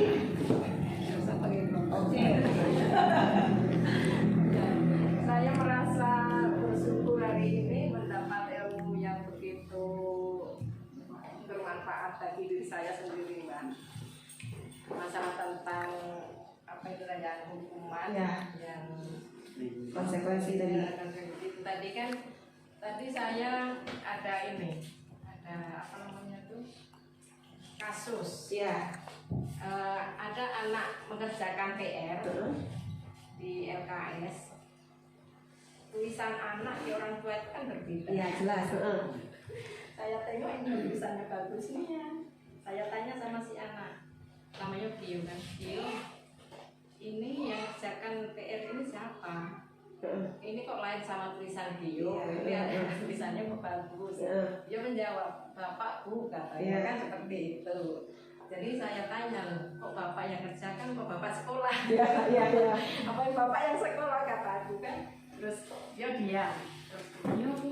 Dia kemarin tuh ini main layangan kan, seperti itu kan. Terus kata aku, dia terus nangis karena kawan-kawannya ini itu nangis kan. Dia nggak usah nangis, itu cuma tanya. Dia sudah menjawab jujur, itu sudah bangga, sudah senang sama beliau karena menjawab dengan jujur. Terus besok lagi, tapi jangan suruh bapaknya yang ngerjakan, saya begitu kan. Nah itu termasuk yang mana tadi Mbak? Yang penghukum atau itu yang saya pikirkan pas itu tadi. Baik, bagus sekali ya Bapak Ibu, kasus yang dialami oleh Ibu Sri. Nah, kalau kita lihat Bapak Ibu, sebenarnya Ibu Sri ini sudah menjalankan posisi manajer. Kalau menurut saya nih, Ibu Sri ini sudah menjalankan posisi manajer walaupun belum mencakup dari 3 tahapan restitusi tadi.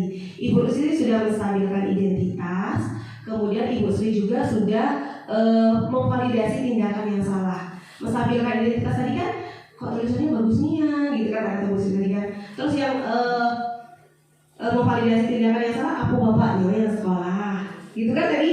Nah, sebenarnya itu bukan kalau mau kita runtut begitu ya, ini bukan hal yang sangat baru sih sebenarnya Bapak Ibu. Tapi sebenarnya sudah kita laksanakan sebagai manajer Ibu Sri tadi, hanya memang belum lengkap karena kita belum punya poin-poin keyakinan kelas tadi. Berarti kalau seperti itu kira-kira keyakinan kelas apa yang dilanggar? Nah, ada posisi tanggung jawab berarti. Nah, berarti anak kita itu belum memiliki tanggung jawab terhadap dirinya sendiri begitu. Itu sebenarnya udah posisi manajer. Cuman posisi manajernya itu belum komplit seperti yang diharapkan oleh pemerintah begitu kan. Kemudian kalau sudah tahu, harusnya kan kita cari solusi. Bagaimana besok biar Gio nggak dituliskan bapak lagi? Kok ini bisa dituliskan bapak? Kira-kira gimana Gio besok? Gio bisa nulis sendiri kan? Bisa Bu. Tapi aku nulisnya lama kalau aku Bu. Nah kalau lama berarti Gio belajarnya jangan malam aja. Belajarnya mulainya dari sore, misalnya gitu. Bisa saja seperti itu kan Bapak Ibu. Nah, boleh tepuk tangan untuk Bu Sri. Berarti Bu Sri udah berperan sebagai manajer. Coba kalau kita yang berperan sebagai penghukum, nggak perlu tanya, itu sudah nengok loh tulisan itu bukan tulisan dia. Bukan kau ini yang nulis, bukan kau kan, tulis lagi, nggak boleh serat. Itu yang menghukum, gitu kan? Beda kan Bapak Ibu? Seperti itu, secara sederhananya begitu. Terima kasih. Ada lagi? Siap, silakan Ibu berarti. Terima kasih kepada Ibu ya. Nah selama ini Ibu saya mengucapkan terima kasih kepada Ibu untuk hari ini karena selama ini Bu saya yang menghukum dengan yang itu tadi saya masih belum tahu belum apa bedanya. Saya tuh Bu di kelas 6 itu ya kalau saya yang namanya sampai bentak-bentak apa yang anak sampai ketakutan tuh alhamdulillah enggak Bu ya selama ini. Cuman jadi antara ada hukuman, ada yang menghukum masuk sedikit, ada yang juga jadi dia tuh masih ada campur-campur gitu Bu. Saya suruhan itu mengerjakan PR dengan nada kita enggak Bu, terus kamu besok mengajukan PR saya jemur dulu itu enggak.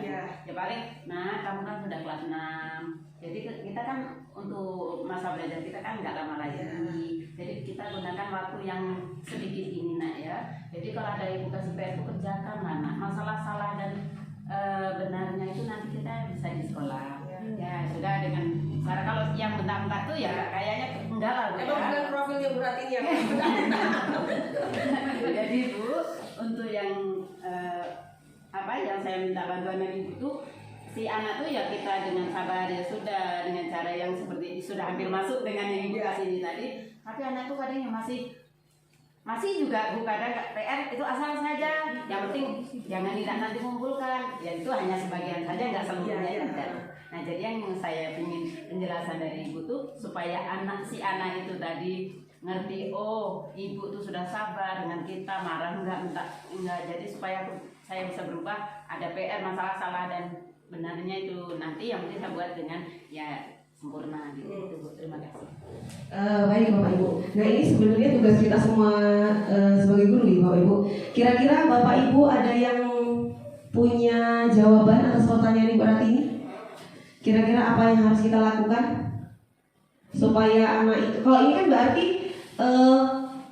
kalau yang seperti yang Ibu Rati ini tadi ucapkan, ayo anak kan sebentar lagi sih kita pas belajarnya 3 bentar lagi nih. Ayolah adik kerjakan anak. Kira-kira posisinya di mana? Teman, ya Pak ya. Kita kan akrab gitu kan, dengan posisinya sebagai teman. Nah, kelemahannya Bapak Ibu, kelemahan kita berposisi sebagai teman ini tadi, pas di video tadi memang iya, kesalahannya itu diulang lagi, besok diulang lagi. Itu kelemahan posisi kita sebagai teman. Makanya harus dihindari sebenarnya seperti itu. Nah, yang menjadi poin penting itu kira-kira gimana Bu tadi gitu kan, untuk memunculkan motivasi intrinsik biar anak itu sadar, oh memang aku yang butuh, memang aku yang harus pinter gitu kan. Nah, langkah pertama kita harus kalau sesuai ajaran pemerintah tadi, kita harus berposisi sebagai manajer dulu. Kita kenali siswa kita cari alasannya apa, kita penuhi kebutuhan belajarnya apa. Kan nggak semua siswa kita punya kebutuhan belajar yang sama, seperti yang saya bilang tadi. Mungkin dia nggak senang PR-nya nulis Bu, mungkin dia senangnya PR-nya nyampaikan di depan teman-teman. Misalnya PR-nya tulisan nih, berarti kita harus memfasilitasi dia. Berarti maunya gimana nak? Nggak mau ditulis. Berarti tapi harus bisa public speaking di depan teman-teman ya. Kalau misalnya memang nggak mau nulis, kita kasih kesempatan. Baiklah, PR-nya kemarin adalah tentang organ gerak manusia, organ gerak pada hewan misalnya. Dia nggak mau nulis nih Bu. Organ gerak pada hewan itu ada organ gerak atas dan organ gerak bawah. Organ gerak atas itu ada berupa sayap, tangan misalnya. Organ gerak bawah ada berupa kaki, misalnya gitu. Dia senangnya misalnya ngomong, kita kasih kesempatan dia ngomong, gitu. Makanya tadi kita kebutuhan manusia tadi adalah berupa kebebasan. Murid kita memang kita yang repot Bu, repot sekali. Iya repot sekali. Tapi mungkin ya itu tadi memang tugas kita sebagai seorang guru, pelan-pelan. Kalau langsung gini sepertinya ya nggak bisa begitu. Makanya kita tanya dulu kebutuhannya apa, maunya seperti apa gitu. Sekarang bukan kita yang nurut murid. Bukan murid yang nurut kita, tapi kita yang berusaha memenuhi kebutuhan murid gitu Bapak Ibu. Ada tambahan?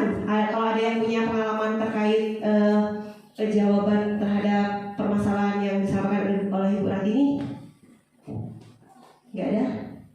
Ya tadi memang kita repot loh Ibu. Paling nggak kita harus menyiapkan rubrik penilaiannya beda-beda. Yang biasanya contoh-contoh betul 5, salah 0, 100, sesuatu daftar nilai gitu kan. Ini harus menyiapkan rubrik untuk berbicara juga gitu. Berat ya Bapak Ibu?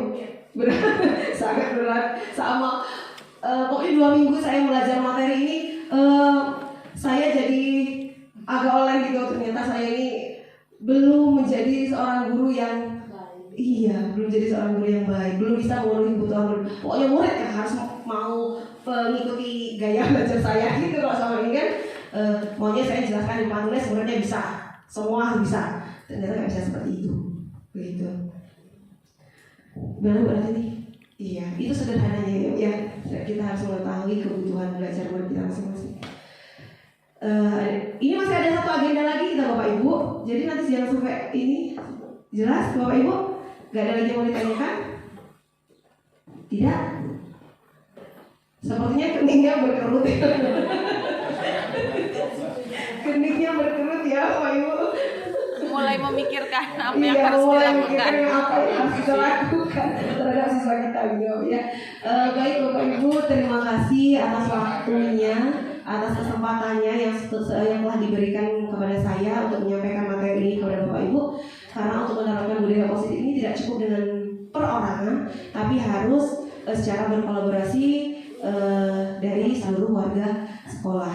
Apabila kita melaksanakannya dengan ikhlas, tulus, insya Allah bukan hanya imbalan materi saja yang kita dapatkan, tetapi juga amal jariah untuk kita di akhir hari di video ya. Terima kasih, lebih dan kurang saya mohon maaf. Saya akhiri, wabillahi taufiq wal hidayah. Wassalamualaikum warahmatullahi wabarakatuh.